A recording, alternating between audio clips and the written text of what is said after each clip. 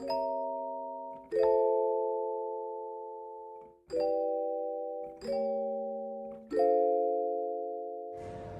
Hi, you're watching Dante's Boxing Nation.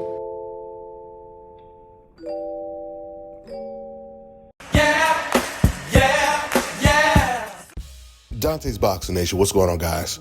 Man, I'm telling you right now, these interviews that Calvin Ford keeps doing ain't doing Calvin no favors. You guys might recall, it wasn't that long ago that Calvin Ford, he was doing an interview talking about Gervonta Tank Davis versus Shakur Stevenson. And he was trying to explain why Gervonta versus Shakur Stevenson is not the biggest fight for Davis. And his reasoning was because two black fighters fighting against each other does not sell. It's always the forefront of social media. You know what I'm saying? Again, sometimes when I say something, they misunderstand. You know what I'm saying? Like, they keep saying Shakur is the biggest fight. No, he's not. You understand what I'm saying? Because in history, going back looking at Floyd days, when he fought an African-American fighter, the money don't generate it. We just seen two of the hottest fighters in the world fight against each other. They couldn't even outdo Tank and Garcia fight. Now, first of all, I already debunked that notion that two black fighters fighting against each other doesn't sell. Because before the emergence of Floyd Mayweather, all of the pay-per-view records was held by two black fighters that was fighting against each other. Now let me go ahead and cook on what Calvin Ford said. How ironic is it?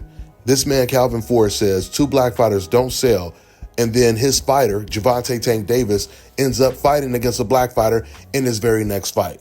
Not only that, but he was fighting against a black fighter before this fight against Frank Martin. And I think even Calvin Ford would agree that Gervonta Tank Davis versus Shakur Stevenson is not only a way, way bigger fight than Lamont Roach, but it's one of the biggest fights, at least top two right now. It's one of the biggest fights in the sport of boxing. And this is why Calvin Ford and everyone else needs to realize whatever you say on that microphone and that camera, it lives on the internet forever.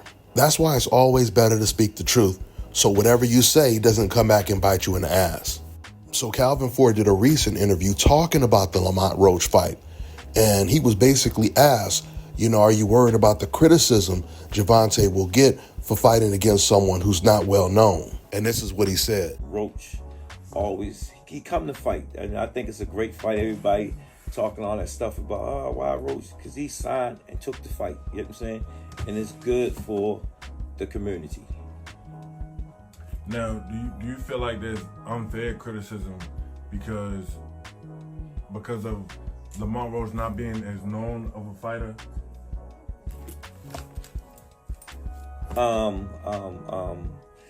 People going to do that. That's what fan does. You know what I'm saying? That, they're going to give up bad criticism. I remember when I was saying everybody should let Pitbull fight Tank again. And they was talking about that. That when he won that belt, you know what I'm saying?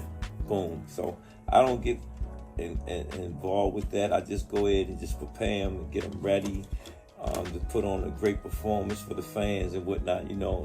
Like I said, we just focus on the fight in front of us, and that's the fight in front of us. Let me start by saying this.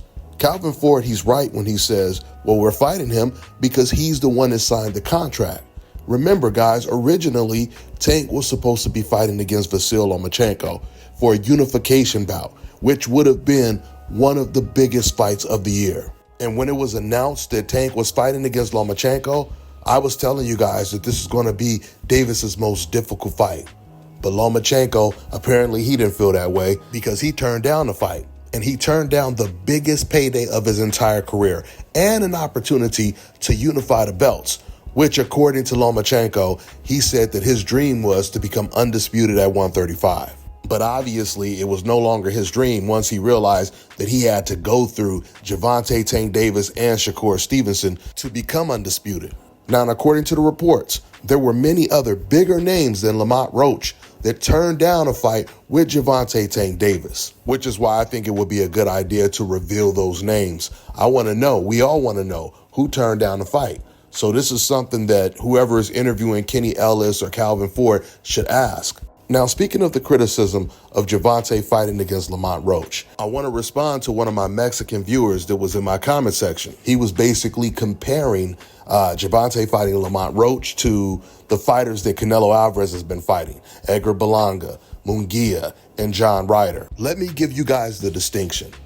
First of all, Canelo Alvarez, by his own admission, always says he can fight whoever he wants. Guys, what that really means is if Canelo really wanted to fight the best, he could fight the best. And none of them are going to turn down the fight because they've been trying to fight him for the longest. Not only that, but they know Canelo Alvarez is a very flawed fighter. He's already been beat twice before, so there's a blueprint to beat him. The second difference is Lamont Roach is Gervonta Tank Davis's backup opponent. Remember, he was supposed to fight Lomachenko, and there were other big names that turned down the fight. So that's why he's fighting Lamont Roach. But when it comes to Canelo Alvarez, Edgar Berlanga was the front runner.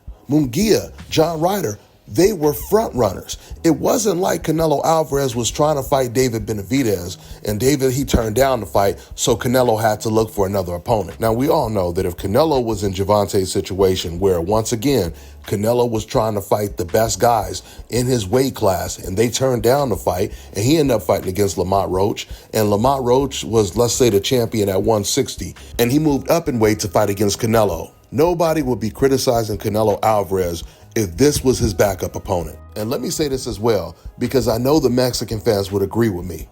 If David Benavidez was in Gervonta Tank Davis's weight class, Gervonta would have fought him long time ago. In fact, Gervonta would be licking his chops. He would be chasing David Benavidez to get that fight. And we know this to be true because Gervonta has made a career out of beating Mexican fighters, just like Floyd Mayweather did. I'll close out with going back to Calvin Ford. So like I told you guys, what Calvin Ford said, he was pretty much right. But the problem is he just completely contradicted himself when he was basically trying to make an excuse for why Gervonta shouldn't fight Shakur Stevenson. And just to give credit to Kenny Ellis and Calvin Ford, they did an interview together where they was asked about that fight against Shakur Stevenson. They were asked, what's the biggest fight for Gervonta? Kenny Ellis, he came out and said it. He said Shakur Stevenson. And they ended up going back and forth. Calvin Ford said, no, that's not the big fight. And Kenny Ellis, he kept asking Calvin, okay, so what's the biggest fight? And Calvin couldn't answer the question because there's no bigger fight than Gervonta Tank Davis versus Shakur Stevenson. So there was nothing wrong with Calvin just telling the truth and admitting that Shakur is the biggest fight for Gervonta. And Calvin made the situation even worse when he tried to use this excuse that two black fighters fighting against each other don't sell. We'll see if Calvin learns in the future. That's all I got for now, guys. I'm on to the next one.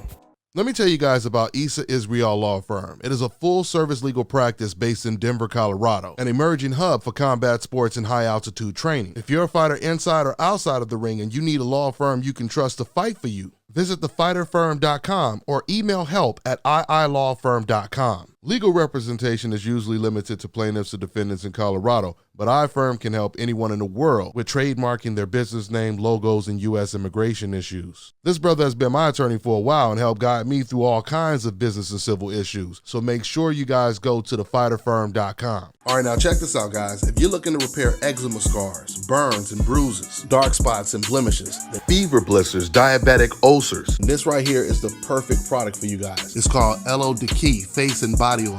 Athletes and top-ranking boxers, they're also using it after training to reduce swelling, inflammation, and to ease the pain. So get yours today. Go to elodiki.com, like them on Facebook, and follow them on Instagram.